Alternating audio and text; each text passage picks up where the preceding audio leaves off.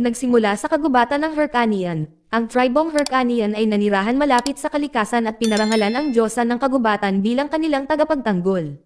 Nilusob ng hukbo ni Haring Enzo ang pamayanan at nagdala ng kaguluhan. Nakita ni Sonia ang kanyang ina na pinatay at tumakbo para sa kaligtasan.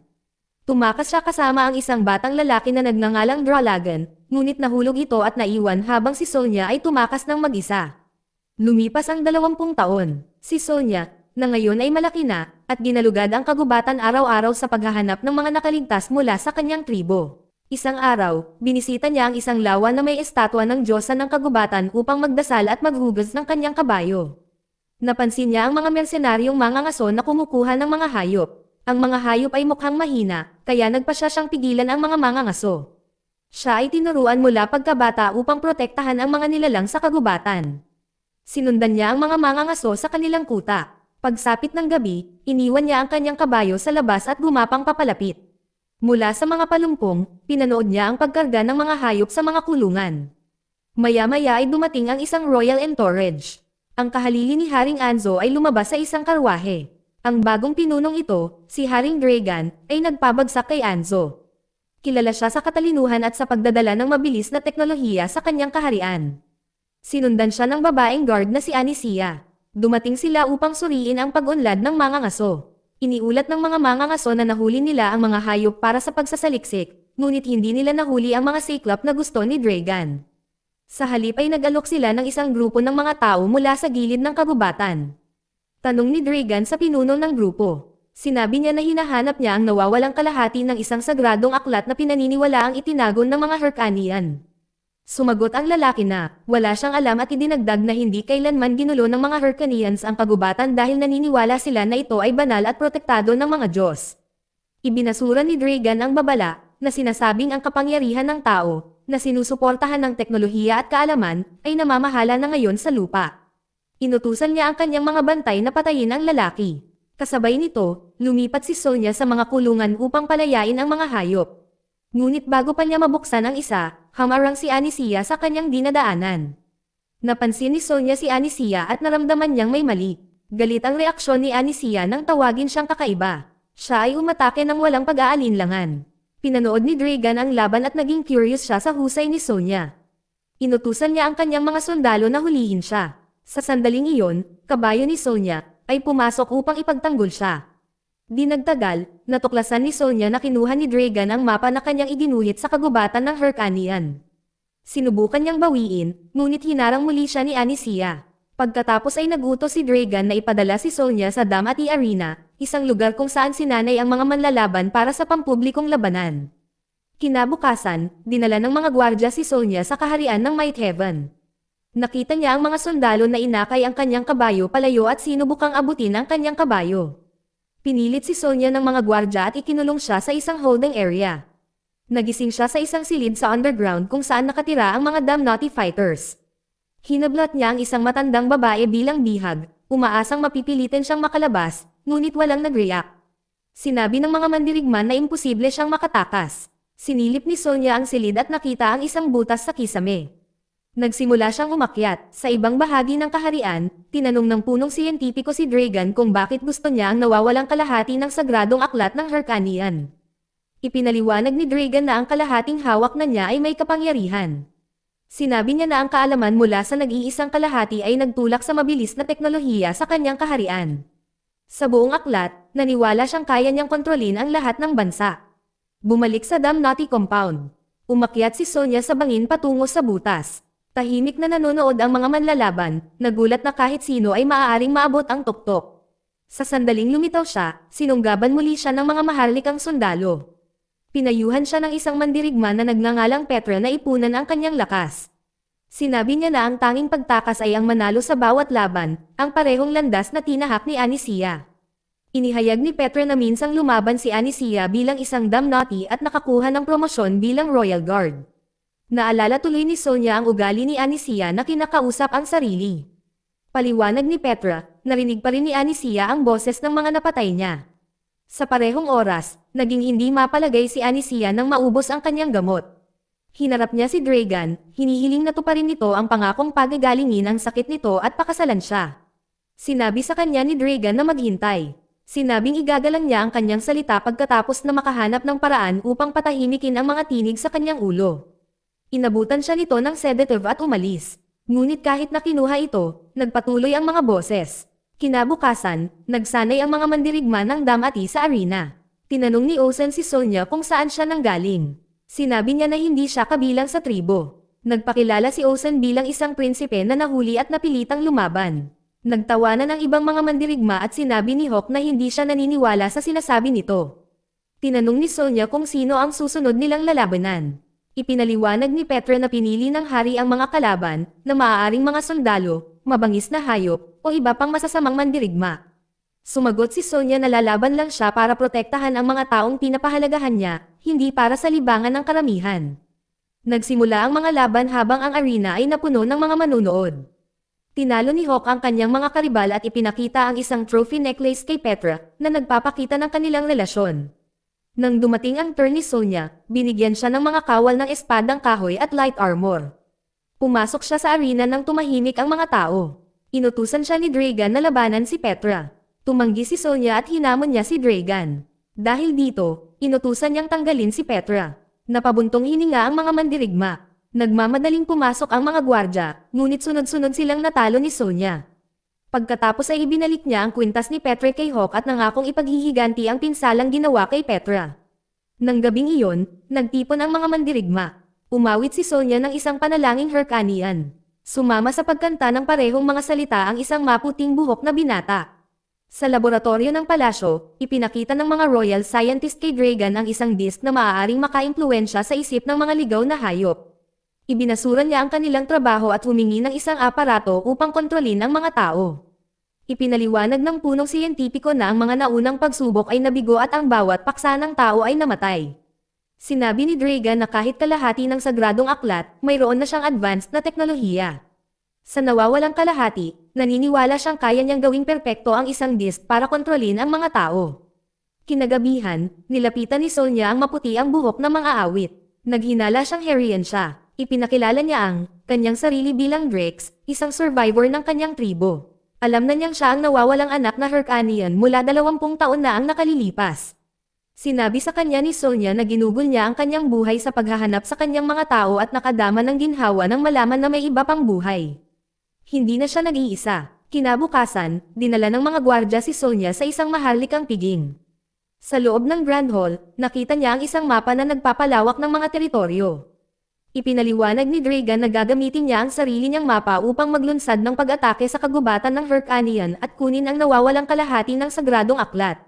Natigilan si Sonya nang makita niya ang sagradong aklat, banal sa kanyang mga tao. Nagpahiwatig si Dragan na pinaghihinalaan niya ang pinagmulan ng Herian, ngunit nanatili siyang tahimik. Pagkatapos ay inihayag ng mga gwardya ang paghuli sa mga Cyclop, at ang lahat ay lumipat upang makita ang nilalang. Ang sumunod na araw ay nagdala ng isa na namang masasamang labanan. Humingi si Sonya ng mga tunay na sandata at baluti bago pumasok sa arena. Pagkatapos niyang armasan ang sarili, sumama siya sa laban. Inutusan siya ni Dragan na ibunyag ang pinagtataguan ng Hyrcanian at nagbanta na parurusahan ang mga manlalaban kapag tumanggi siya. Tumayo si Sonya at sinabing hindi niya alam. Galit na galit, ipinadala ni Dragan ang Cyclops sa arena na may mind control disc sa likod nito. Sabay-sabay na umatake ang halimaw. Nang makita ang device, umalis si Sonya at sinira ito. Nabawi ng Cyclops ang kamalayan at ibinaling ang galit nito kay Dragan, binasag ang trono at itinapon ang palasyo sa kaguluhan. Mula sa malapit na bangin, umakyat si Osen pabalik sa grupo. Sinabihan ni Sonya ang iba na tumakas sa burol at nangakong susunod pagkatapos iligtas ang kanyang kabayo. Muli siyang pumasok sa palasyo, tinapos ang mga gwardya, nakakita ang silid ng pagsasaliksik na may kumikinang na reaktor ng enerhiya, pinalaya ang kanyang kabayo, at sinira ang reaktor. Isang malakas na pagsabog ang bomb alot sa palasyo. Nakita ni Dragan ang pagsabog, nalaman niyang patay na ang kanyang punong siyentipiko, at inutusan ang kanyang mga tropa na habulin si Sonya at ang kanyang mga kaalyado. Sa madaling araw, nakilala ni Sonya ang kanyang mga kaibigan sa burol at dinala sila sa kagubatan ng Hyrcanian. Pinili ni Osen na bumalik sa sarili niyang kaharian. Sa pakiramdam na may tungkulin siya sa kanyang mga tao, naunawaan ni Sonya at pinabayaan siya. Nangako siyang makikipagkita ulit sa kanya. Nang maglaon, habang nagpapahinga ang grupo, nahuli ng isang mandirigma ang isang especially iyan na ipinadala ni Dragan. Nalaman nilang malapit na ang maharlikang hukbo. Pinatay ni Sonya ang espiya at sinabihan si Drax na sumakay sa unahan at bigyan ng babala ang Hyrcanian settlement. Nanatili siya upang maantala ang mga humahabol. Pagkaalis ni Drax, hinimok ni Sonya ang iba pang mga mandirigman na tumakas, na nagsasabing, siya lang ang gusto ng mga tauhan ni Dragan. Tumanggi sila, determinadong lumaban pagkatapos ng mga taon ng pang-aapi. Hindi nagtagal ay narating ni Dragan ang base ng nasirang Hunter. Iniulat ng mga mangangaso na si Sonya at ang kanyang mga kaibigan ay umatake kanina. Tinanong ni Dragan ang kanyang opisyal, si Carl, kung kailan darating ang buong hukbo. Sinabi ni Carl na 2 araw. Nagbabala si Anicia na ang paghihintay ay nanganganib ng mas malawak na paghihimagsik. Biglang humarap si Sonya at ibinagsak ang ulo ng isang napatay na sundalo bilang babala. Hiniling niya na umalis si Dragan sa kagubatan. Sagot ni Carl sabay hagis ng sako na nakahawak sa pugot na ulo ni Drake. Nalaman ni Sonya na pinatay si Drake at nag-apoy sa galit. Nang gabing iyon, habang natutulog ang iba, napansin ni Sonya ang mga figure na gumagalaw sa kadiliman at hinawakan ang kanyang busog. Nang lumapit ang mga ito, nakita niyang mga mandirigmang Hyrcanian sila. Ang kanilang pinuno, ang punong pari na si Hesper, ay humakbang at niyakap siya. Nakilala niya si Sonya bilang ang bata na nawala 20 taon na ang nakakaraan. Ipinaliwanag ni Hesper na nakita nila si Drake na nahuli ng mga puwersa ni Dragan, ngunit kulang ang lakas nila para iligtas siya. Pagkatapos ay isiniwalat niya ang nawawalang kalahati ng sagradong aklat na gusto ni Dragan. Natigilan si Sonya at nagtanong kung paano nakuha ni Dragan ang kalahati. Sinabi sa kanya ni Hesper na sa pag-atake ni Haring Enzo 2 dekada na ang nakararaan, isang batang lalaki ang tumakas papunta sa templo habang sinisikap ng mga pari na protektahan ang aklat. Sa kaguluhan, nahati ang libro sa 2. Nakatakas si Hesper dala ang kalahati habang kinuha ng bata ang isa. Nahuli ng mga sumalakay ang bata at inalipin siya sa kaharian. Pinag-aralan ng bata ang teksto gabi-gabi at pinagkadalubhasaan ang agham at teknolohiya nito. Gamit ang kaalamang iyon, siya ay umangat sa kapangyarihan at naging hari. Napagtanto ni Sonya ang katotohanan, si Dragan ay may dugong Hyrcanian. Ang masakit pa, siya si Dalagan, ang childhood friend na hindi niya nailigtas. Kasabay nito, inutusan ni Dragan ang kanyang mga tropa na bambahin ang kagubatan ng mga bolang apoy. Nagkalat si Sonya at ang kanyang mga kaalyado habang pinangunahan ni Carl at Anicia ang mga sundalo sa labanan. Mabangis na nilabanan ni Sonya ang sumasalakay na hukbo hanggang sa harapin siya ni Anicia. Brutal ang kanilang tunggalian. Sa malapit, hinarap ni Hawk si Carl ngunit nahulog sa pagkatalo. Ang lakas ni Anicia ay nanag kay Sonya, na nagtutulak sa kanya sa lupa. Habang papasok si Anicia para sa pagpatay, dumating si Fear at itinabi si Anicia. Gamit ang huli niyang lakas, sumakay si Sonya sa kanyang kabayo. Dinala siya sa lawa kung saan nakatayo ang estatwa ng Diyosa ng Kagubatan. Duguan at nanghihina, nanalangin si Sonya para sa proteksyon ng kagubatan. Ang Diyosa ng Kagubatan ay nagpakita bilang ina ni Sonya at hinayla siya sa lawa. Tinakpan ng tubig si Sonya at pinagaling ang kanyang mga sugat. Kinabukasan, nahuli ni Dragan ang mga rebelde, kabilang ang mga Hyrcanians na tumulong kay Sonya. Pinakiusapan siya ng mataas na saserdoteng si Hesper na huminto at bumalik sa kanyang mga tao. Ngunit sinaktan siya ni Dragan sa galit at hiniling na malaman kung bakit walang tumulong sa kanya bilang isang bata. Dahil sa paghihiganti, kinuha niya ang natitirang kalahati ng sagradong aklat at inutusan ang kanyang mga tauhan na saktan ang pari, ngunit tumanggi sila. Galit na galit, kumilos si Dragan, ngunit dumating si Sonya at pinagtanggol si Hesper.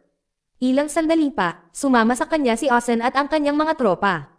Dahil sa dami, umatras si Dragan sa kanyang kuta. Sa loob, binasa niya ang bagong kinuhang kalahati ng sagradong aklat at natagpuan lamang niya ang mga turo tungkol sa nakapagpapagaling na sakit, hindi ang advanced na agham na inaasahan niya. Nang malaman na naghihintay si Sonya sa labas, inutusan ni Dragan si Anicia na labanan siya. Nag-alinlangan si Anicia na liligalig sa mga bulong sa kanyang isipan. Tinuya ni Dragan ang kanyang takot at sinabi sa kanya na sundin ang mga tinig. Natanto si Anicia noon pa man ay alam na ni Dragan ang tungkol sa mga bulong. Inamin niya na nalasan niya siya at ang mga gamot na pampakalma na ibinigay niya ay bahagi ng planong iyon.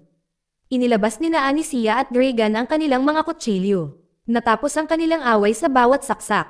Maya-maya ay pumasok si Sonya at nakitang naghihingalo si Anicia. Wala na si Dragan, kaya sinundan niya ang isang bakas ng dugo hanggang sa mga guho ng pamayanan ng Hyrkanian. Doon niya nakitang sugatan si Dragan. Humingi siya ng paumanhin sa hindi niya pagligtas sa kanya ilang taon na ang nakararaan. Hiniling niya sa kanya na manatili at hawakan ang kanyang kamay. Hindi nagtagal ay namatay siya. Dinala ni Sonya ang kanyang katawan pabalik kay Hesper para ilibing ayon sa tradisyon ng Hyrkanian, na pinarangalan siya bilang isa sa kanila. Inanyayahan ni Hesper si Sonya na bumalik sa nayon.